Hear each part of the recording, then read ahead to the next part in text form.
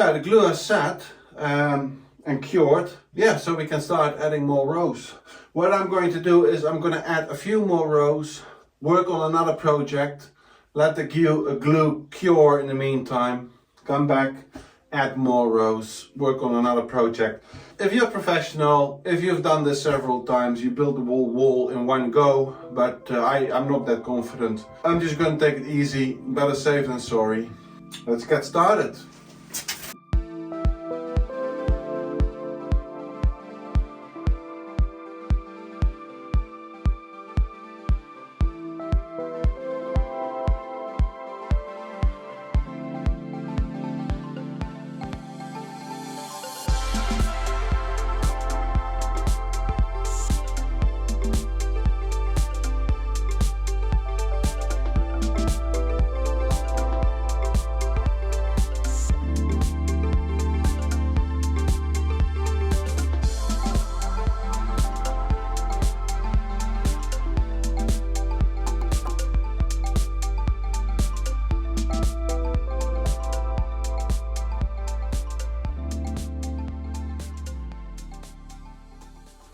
Right, I've just trimmed off all the excess PU foam from the roof after I gave it a second treatment yesterday. I've swept the floor, tidied a bit up, and now I have to start thinking where the electricity outlets and switches need to go. Because in order to finish the roof with the planking, I would like to finish the walls first with rendering. And before I start rendering the walls, it's better to install the electricity, because the electricity is going in the walls. So I need to think how my electricity is going to go. And you know, in all honesty, we don't even know what this room is going to be. We know that the stairs from downstairs is going up here, ending here. And then for the rest, what this, we don't know. I would assume that you would have like a little writing desk, library type of thing. Obviously, it's also going to be some sort of storage for your suitcases and the stuff that you may not need all the time. But yeah, I could imagine this being a little sitting, writing, reading room. So I'm just, what I'm going to do, I think, is I'm going to install electricity out. You can't have too many electricity outlets, right? But on the other hand, they're ugly and they're expensive. So I'll first determine how the wiring is going to go. And then I think every 3 meters, 9 feet, there should be an outlet. I will assume that there's lights hanging from this top beam, although it's a fairly low beam, but let's just assume that there's lights going to be installed on it. Yeah, then I think I'll make 2 outlets on that beam. So let me show you very briefly how the electricity is going to run through the house. Let me walk to the big house, first floor. And some of you have already noticed, but this is not going to be a bedroom. We have changed our plans. Our bedrooms are going to be downstairs. This is going to be the living room and kitchen. Why? Look behind me. We got the view. We'll have a terrace here. Maybe even a pergola on top so that this will be covered. We're going to get fencing around here. It's a beautiful place. Why would you have that on your bedroom? You spend only, 8 hours every 24 there, and most of what you're doing there is sleeping, right? So yeah, we've decided the kitchen is going to be here and the living room as well. Another reason being that we have a street in front of the house. It's not a super busy street, but there is traffic during the day. Commuters and the odd delivery van and truck. And that would prevent you from keeping the windows open on the ground floor. But here on the first floor, you open your windows. It's not so troubling anymore. And there's no traffic at night, so sleep downstairs and have your windows open there. It just makes more sense to yeah, have the living and the kitchen here. So location of the kitchen is going to be as planned downstairs, but then upstairs it's going to be in the end there, the kitchen. And then probably some sitting arrangements here. We haven't really worked that out into detail. And then here in the middle house is going to be the stairs going up. So the big house downstairs, which is now my workshop, is going to be a bedroom, the master bedroom. The little house where we live right now is going to be guest bedroom, study, library, whatever. But we will have a bed in there. No, 2 beds, 1 bed downstairs and 1 in the loft. And then the middle house is going to be downstairs, the entrance, where you have your jackets and your coats, garderobe, and the stairs up to here. So that's a little bit the plan. Now our electricity, where does our electricity come in the house? Right next to our entrance door. Oh yeah, by the way, the entrance door is going to be relocated to the middle house. So I got plenty of stuff to do. But the electricity is coming in behind me downstairs. So that's sort of halfway in the big house. Now, obviously we need electricity on all 4 walls. How am I going to do that? I'm going to run it alongside this wall, all the way through the wall of the middle house, all the way to the other side, and then I drill another hole into this wall, and I'll have electricity on this side. That is this wall here, where there will be a TV probably, and this wall over here. In this wall we're also going to still install a window. You can't have too much light in here. So yeah, that is how the wiring will run, in order to reach every wall without being too visible. Will all be embedded in the walls. And yeah, so I know where I need to make my cuts in the wall to recess the electricity piping. I just have to figure out where I'm gonna place outlets and what lights need to be operational by a hard switch. But yeah, let me start making some sketches on the wall.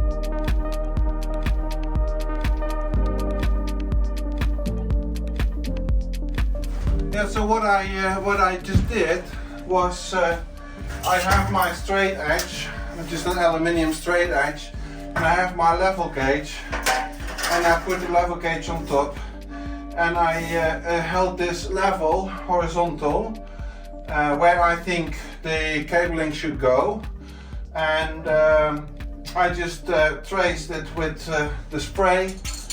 And in the areas where this whole contraption doesn't fit, I just referenced and made some dots. And I got to find some smaller straight edge to connect the dots. And then I know where I can start cutting the recess for the electricity pipes. No, not pipes, conduit. Electricity conduit.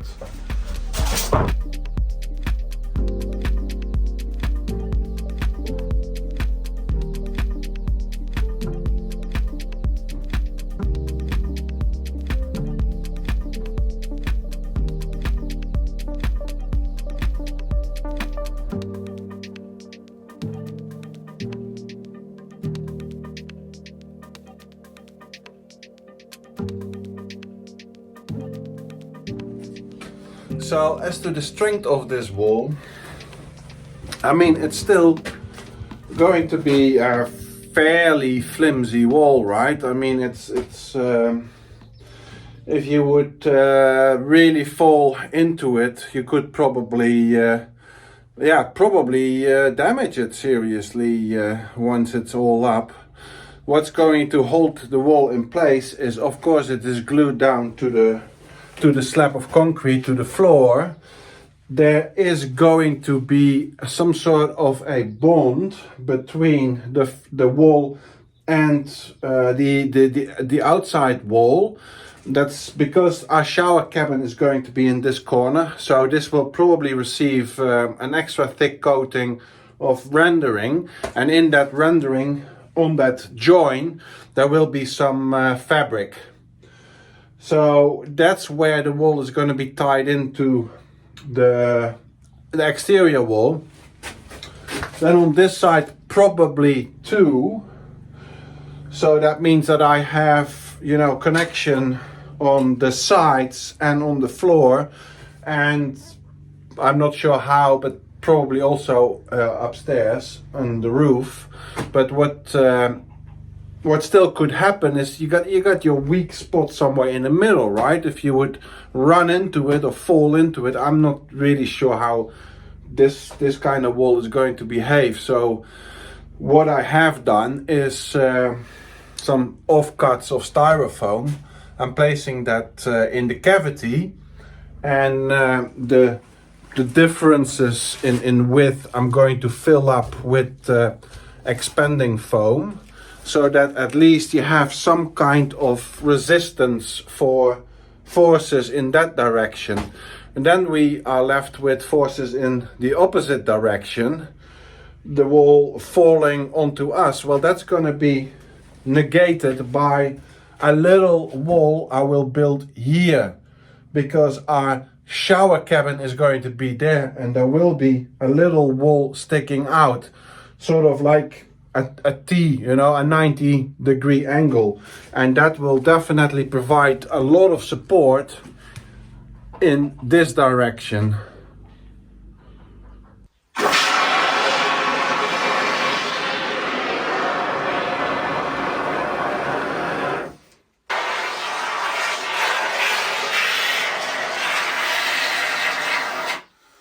So you gotta be careful that the foam has room to expand.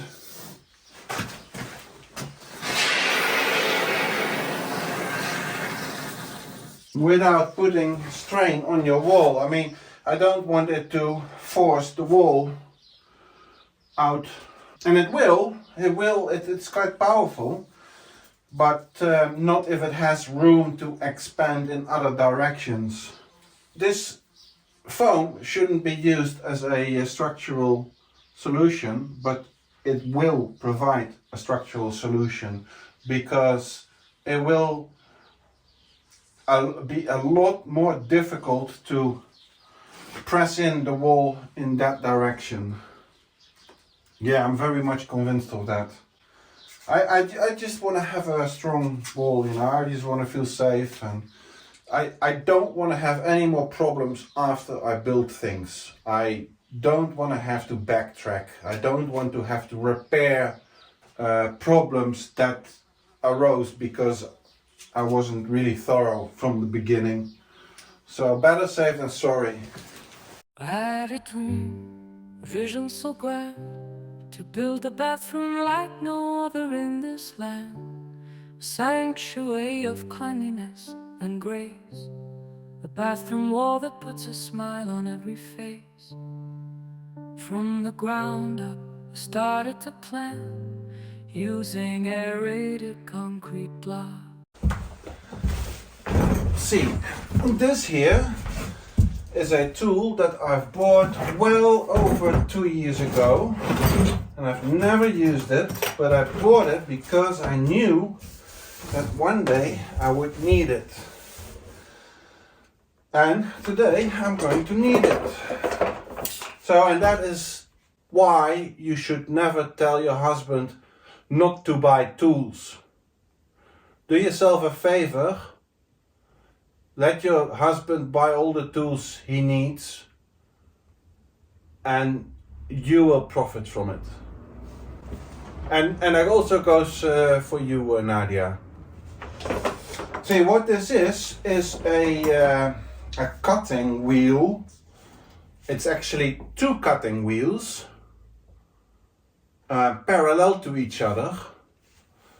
And I think it's got some sort of a laser in it as well, pointing to where you are going, where you're aiming to. And this is used to cut, what do you call it, a trench? No, like a slot, like, your conduit opening in the wall. So these are made to cut through stone and concrete and all of that. And then you sort of hold it like this and follow your line, and then you got a conduit opening, a slot in your wall, this wide, which is, I would estimate, a good inch. Yeah, probably an inch. So we're going to have to use this, but I've never used one before, so I'm going to have a look at it.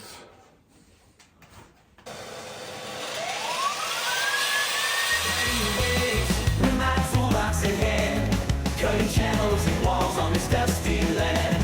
Through the dry desert air, the dust clouds swirl, installing conduits for this electrical world. Surfing the dusty conduits, catching the rhythm high, carving new paths beneath the brightening sky. Turning and wild and feeling the adrenaline rush in this electric surf. We make the dusty walls like a circular saw, screwing in brackets, securing and raw, channeling the energy through the hidden maze, bringing power life in these dusty hallways.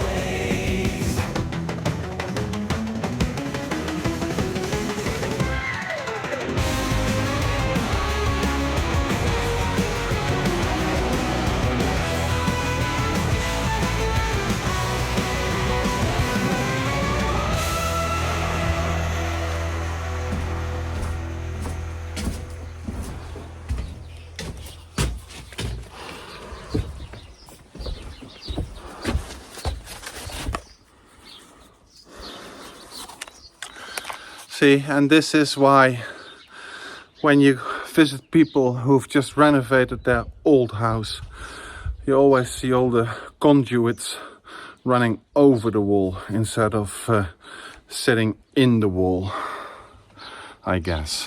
What a messy job this is. And the tool that I bought is not really strong enough. I have to take out my own angle grinder, my trusted DeWalt one, because this Parkside thing is a piece of crap. Yeah, it's a job for a cold day, because you want to wear all your protective gear. What a messy job. To be continued. Right, what a beautiful wall. No Mexicans coming into my bathroom.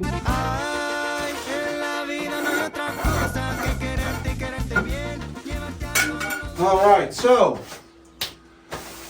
leaving it to cure overnight, tomorrow sanding it smooth, and then I'll treat it with some sort of a primer for rendering. Then we clean out all the other walls, chip off what's loose, probably give it the scratch coat, which is the very first coat of rendering. And then I gotta start really thinking, because I am going to need to install plumbing and electricity before anything else. Because if I start building the bathroom, then I won't have the opportunity anymore to put in the plumbing, right? So yeah, after the walls, I'm going to draw out on the floor where everything is going to go. shower cabin here with 2 half-height walls probably. Toilet is going to be there. There's going to be a vanity sink there. A cupboard for the washer and the dryer over there. I'm going to draw it all out on the floor so that I know where everything needs to go. I need to know how high the floor of the shower cabin will be, and that is determined by the evacuation of grey water, shower water, and determined by the height of the shower cabin, I can decide how high the taps need to be, right, for the shower. So it's all a lot of planning. Didn't sleep last night because my mind was just racing. Anyway, that is for next video, maybe the one after that. For now, I only want to say, Tony, thank you very, very much. And if you want to be like Tony, then once in a while you can donate us a coffee. Keeps the channel going. Thank you very much for watching. Thank you very much for liking, for subscribing, for commenting, and I'll be seeing you next week. Bye now.